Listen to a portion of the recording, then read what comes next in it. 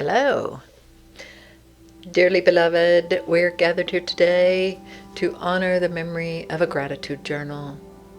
It was purchased on January 2nd, full of hope. It lived for 11 entries, 9 of them mention coffee.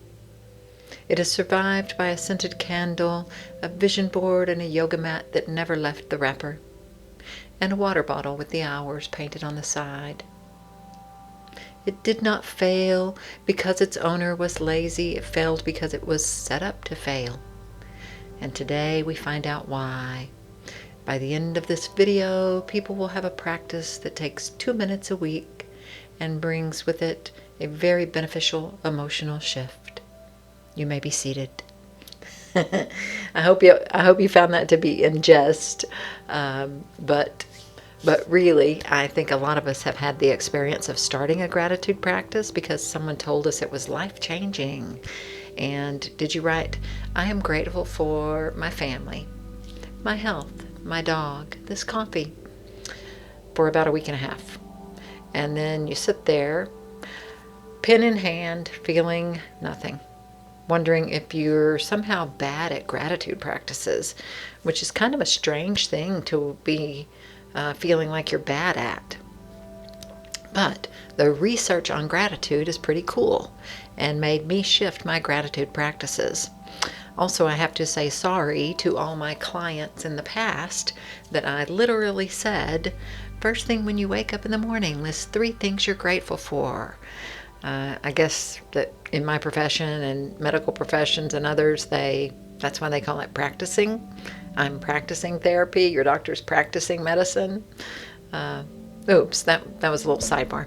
Anyway, the research on gratitude is some of the most repeated, most reliable research in all of positive psychology, and people who practice it in the ways that truly work show measurable lifts in well-being, in optimism, in sleep, and even physical complaints. Those decrease.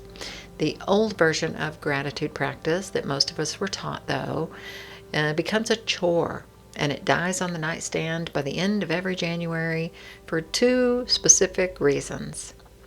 Reason 1 is frequency. In 2003, 2 psychologists, one named Robert Emmons and the other Michael McCullough, they became famous for the Counting Blessings study, the one that everybody kind of points to and talks about when they tell you to keep a gratitude journal. But here's the detail that got lost along the way. In the version of that study that people cite the most, the writing happened once a week. Once a week. And then Sonia Lubomierski, sorry Sonia, ran a study directly comparing people who counted their blessings once a week to people who did it 3 times a week. And the once a week people got happier. The 3 times a week people got basically nothing. Doing it more often made it work less effectively because it stopped being noticing and it started just being homework. And your brain can turn anything into a chore, even the act of wonder, especially wonder, if you put it on a schedule with some check boxes. So that's our first rule. And I think it helps to hear it in a game show announcer voice. Less gratitude, more often. Wait. More gratitude, less often. My cue card was upside down. Sorry. Let's see. Reason 2 is what you write. And for this one, for this one I think I'll do a dramatic reading. This is an entry from my gratitude journal era, and I will be performing it with the gravity it deserves. Grateful for my coffee, my family, my health, and my soft bed. Nothing. I felt nothing writing that or even speaking it in the writer's voice, and I feel nothing reading it when I go back and look at my journal. And my brain knows exactly why I feel nothing. even when I might not understand why. I'll tell you, it is because that list is old news. My brain already knows I have a family.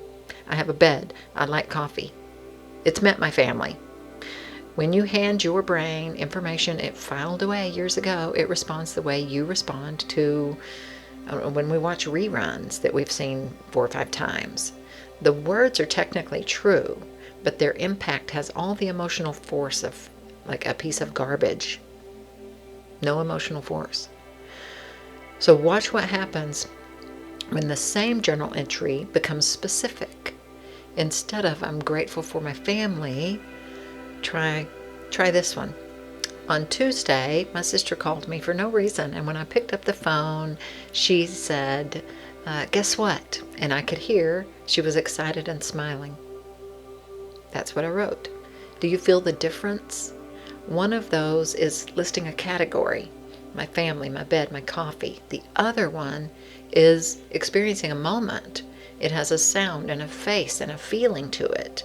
And so your body responds best to moments. It could care less about categories. Specific is where feeling lives. And that's rule 2, and likely the most beneficial thing you can take away from this video. Specific is where feeling lives. And the research backs this all the way up. Studies on gratitude interventions keep finding that depth beats breadth every time. So one thing described in real detail does more for you than a list of 10 categorical items.